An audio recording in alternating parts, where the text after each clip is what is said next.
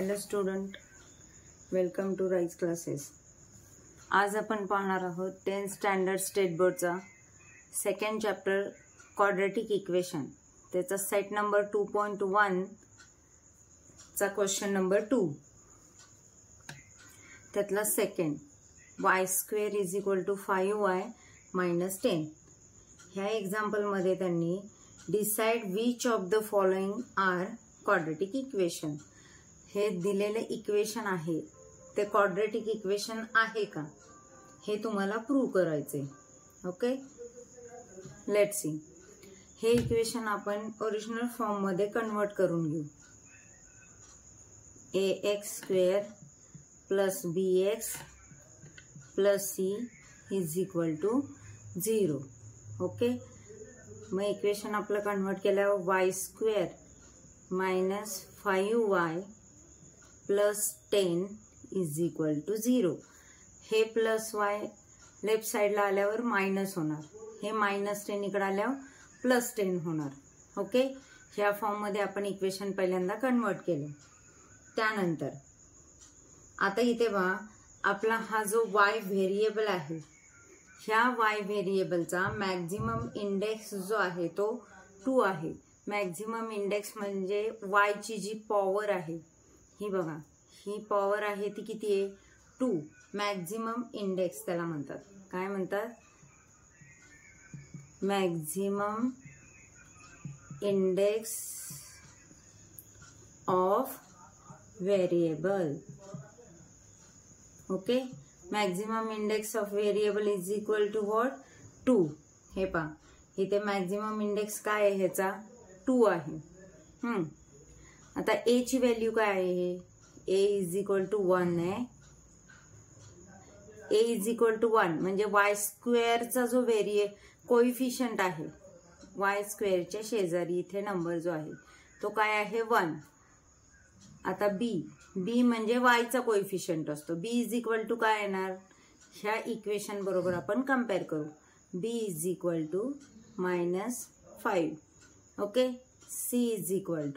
c means constant. Constant काय आहे? 10. Okay, जर क्वाड्रॅटिक इक्वेशन आहे हे आपल्याला प्रूव्ह करायचं असेल तर a ची व्हॅल्यू आपल्याला 0 नको आहे. ओके, जर a ची व्हॅल्यू 0 असेल तर आपला y² काय होणार? 0 होणार. आणि मॅक्झिमम इंडेक्स ऑफ व्हेरिएबल काय होईल? मग 1 होईल. जर त्याचा इंडेक्स 1 झाला तर ते क्वाड्रॅटिक इक्वेशन राहणार नाही, आणि जर त्याचा इंडेक्स 2 असेल तरच ते क्वाड्रॅटिक इक्वेशन असेल. म्हणजेच therefore the given equation is a quadratic equation.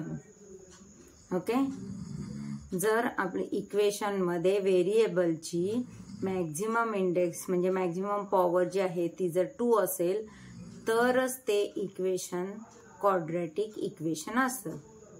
Okay, तसंच आपण अजून एक एक्झाम्पल सॉल्व करू. C,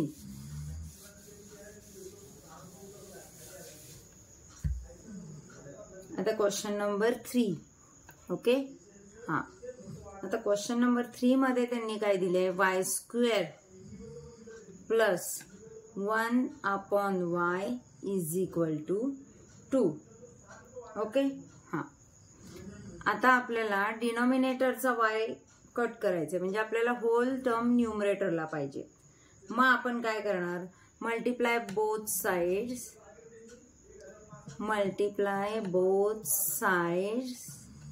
bye y. Okay, y न जर आपण मल्टिप्लाय केलं, y² ला y न मल्टिप्लाय केलं काय येईल? y³.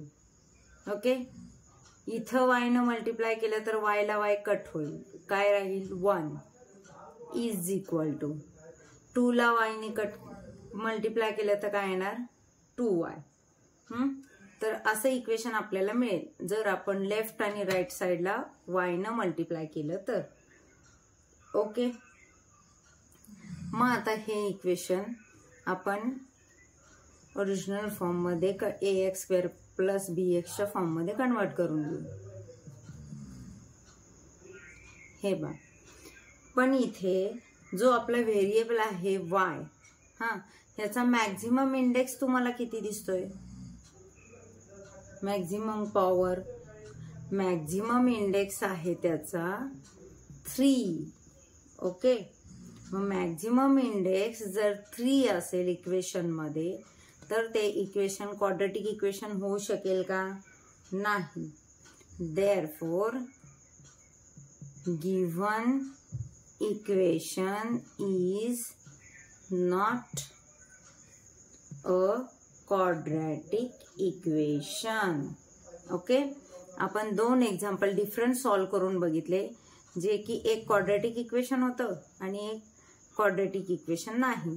जर आपल्या व्हेरिएबलची हायेस्ट पॉवर, मॅक्झिमम इंडेक्स जर 2 असेल तरच ते इक्वेशन क्वाड्रॅटिक इक्वेशन असतं, आणि जर ती पॉवर 2 नसेल तर ते क्वाड्रॅटिक इक्वेशन नसतं. ओके, अशा प्रकारे आपण quadratic equation class 10 state बोर्डचा question number 2 मधला सेकंड आणि थर्ड प्रॉब्लेम सॉल्व केलेला आहे. ह्या एक्सरसाइजमध्ये, ह्या सेटमध्ये जर तुम्हाला अजून काही प्रॉब्लेम असेल तर मला नक्कीच मेसेज करा आणि आपल्या राईज क्लासेस चॅनलला सबस्क्राईब करा. थँक्यू.